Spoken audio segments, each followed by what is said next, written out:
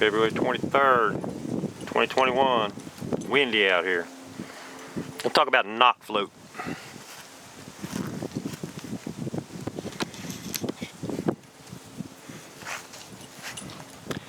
Get the knock up here where you can see it. Painted it black. What I'm going to do is I'm going to try to... No, I'm not going to pull it. My arm's in the way. Let's see if I can demonstrate it by hand so you can see it. All you gotta do is just push on a little bit. Let go. Push it back up in there. Finding the middle of the camera's tough. Lean on her a little bit. You see that? That's knock float. A gap. Once it gaps, you gotta push it back up in there. I'm not pulling on it. I'm just leaning on it. Knock float. Hope you can see it.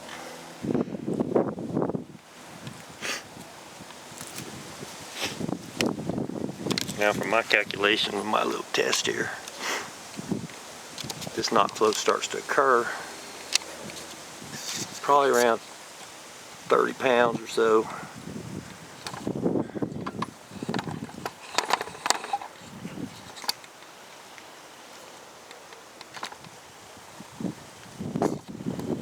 You know, it's really difficult to see, but that knock is starting to gap on the bottom side where it meets the shaft.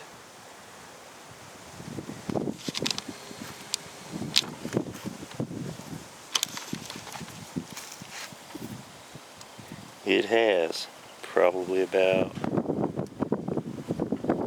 20-30 pounds of pressure on it. Now that's, my thumb's pretty strong, so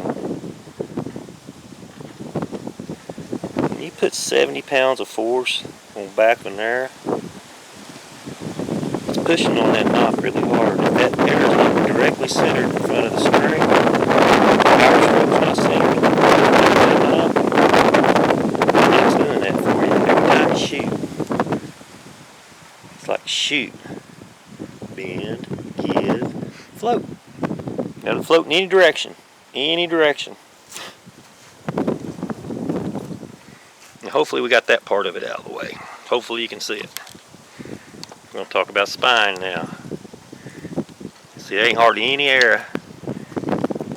Those arrows, those two arrows have approximately 20 pounds of weight on them.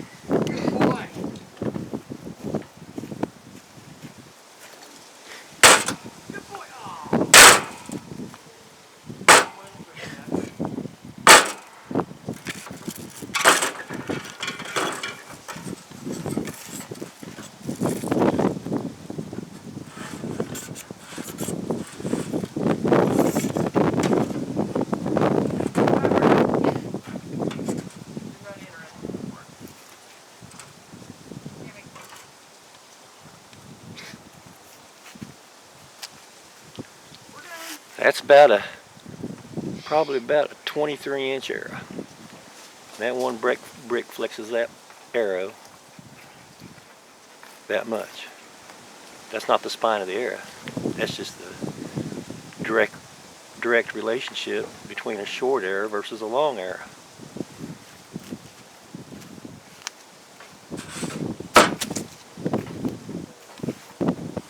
I'm going to lengthen it up to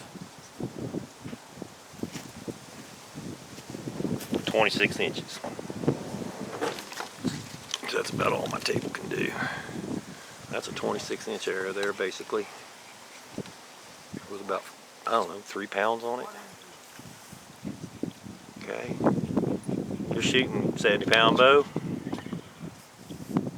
Your arrows are long. You got a big old heavy broadhead on the front of it. Your arrows are going to start being an S or a half circle.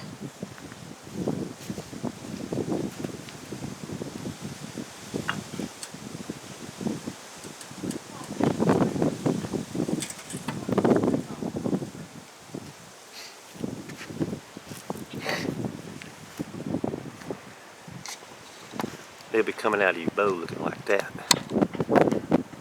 So they actually S a lot of times. Now, that's about a 26-inch arrow, pushing 25. They're 29-inch arrows, but my table's not quite long enough to show you, explain to you that if that was a full-length arrow, that arrow might break.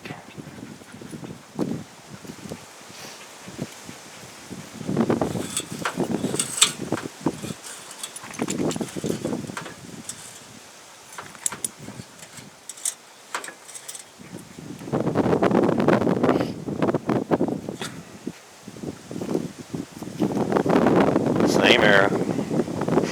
I just took about 6 more inches off of it. It's not any stronger than it was. It's just harder to bend. The shorter the arrow, the harder it is to bend. I'm the shade tree mechanic. That's pretty much it, folks. Glue your nocks down so they don't float.